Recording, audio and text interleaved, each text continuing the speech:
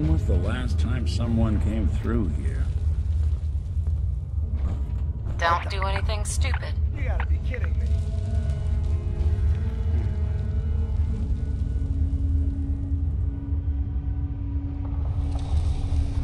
Who's out there?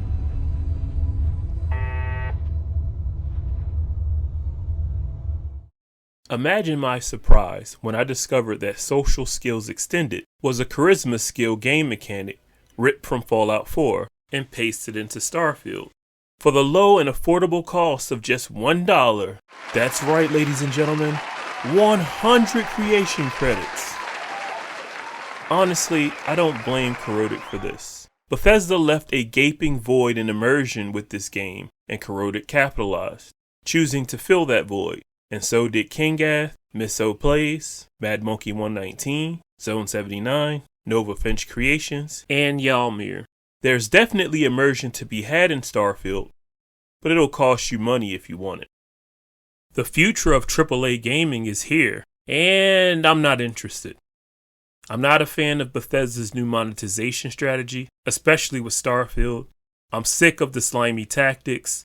I'm sick of the excuses. I'm sick of the nickel and diming, and I'm sick of having to share space with brand loyalists. If this is what you all wanted so badly, if this is the future you were fighting for, then congratulations, you won. Let's hear it for the loyalists, ladies and gentlemen. One more time for the loyalists.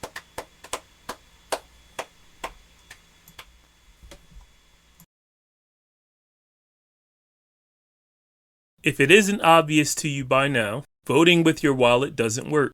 If it did, how'd we ever get here? How are games getting infinitely worse with companies charging more money for them than ever before? How did we get to a point where devs are telling us that we're playing their games wrong if we don't enjoy them? Do you know what it means when people say they're not even hiding it? It means they're playing in your faces. Because honestly, what are you even going to do about it? It's not like you have the discipline to boycott or organize, assuming you even want to. Imagine being hunted down by an opposing faction. They catch you off guard right after a good looting haul. Knowing that you're outnumbered and outgunned, you immediately drop some of your stuff, retreat back into the facility, only to be hunted on the inside. Big mistake on their part, because you know the terrain you just explored earlier.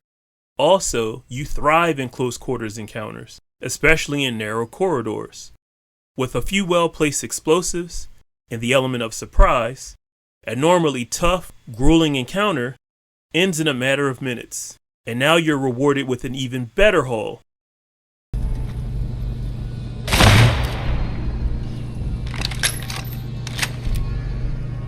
So that's it, huh?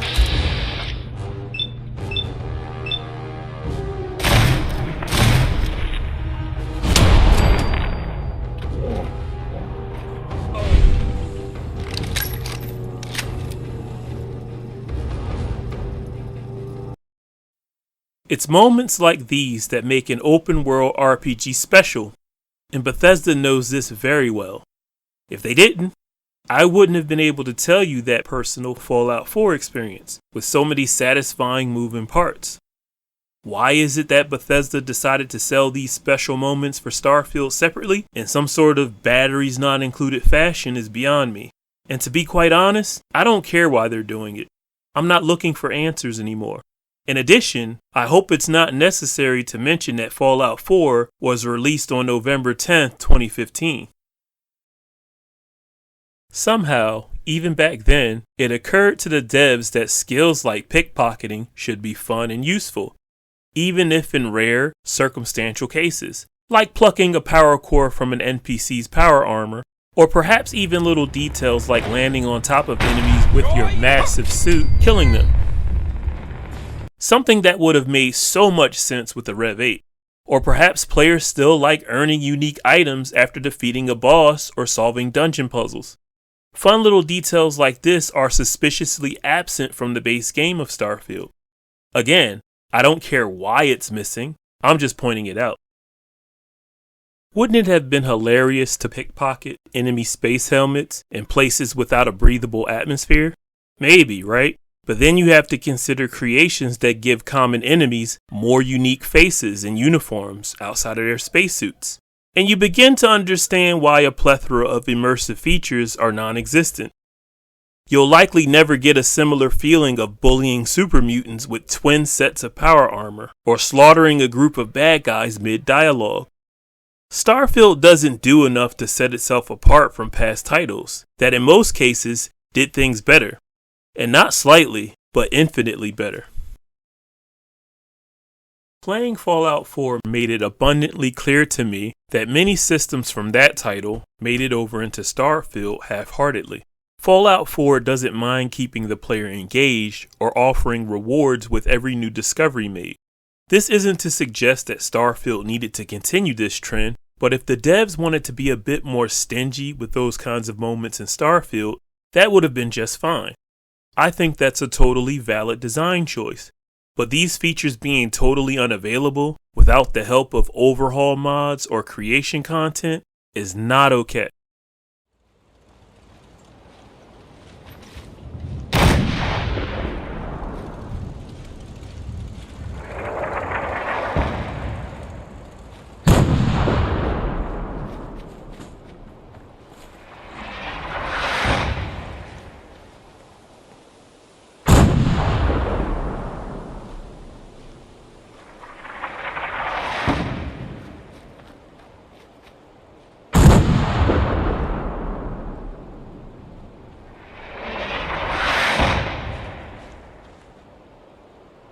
That looked good from here. You've now got artillery support. Use it wisely, General. Discovering that sky drops, or surgical strikes, were just a reimagined version of the Minutemen Castle artillery mission would have made me furious, had it not been for Watchtower's other feature-rich mechanics. Like I said, I don't blame Kangath or any other mod authors. Creations like Non-Lethal Framework and Useful Brigs really give Starfield its own unique identity, but one-off creations like these aren't enough to make up for so much of what Starfield is lacking. This is why so many single feature improvements are allowed to live in the creation store. You need hundreds of these small improvements to make Starfield feel closer to being a complete video game, and a decent chunk of them will cost you money. Another one-off example is the ability to trade items with lesser NPCs in your settlements, a vanilla feature in Fallout 4 that requires a mod in Starfield. It's yet another additional oversight in a collection of immersive solutions for sale in the Creation Store or on Nexus. That's pretty much the financial model you can expect from Bethesda going forward, with all their newer content, severely lacking immersive features that'll likely be for sale in the store or available as a free mod. If Starfield was a $40 budget title, as a business model this makes perfect sense to me. But a $70 game from a AAA studio that's infinitely worse than a game made 10 years ago? No excuse. I'm done complaining about it. I'm done arguing with brand loyalists. I'm done trying to reason with these corporate entities. And I'm done spending energy on a topic that's leading nowhere. There's thousands of other great games I could be playing and discussing, like Hytale, for example, being raised from the grave.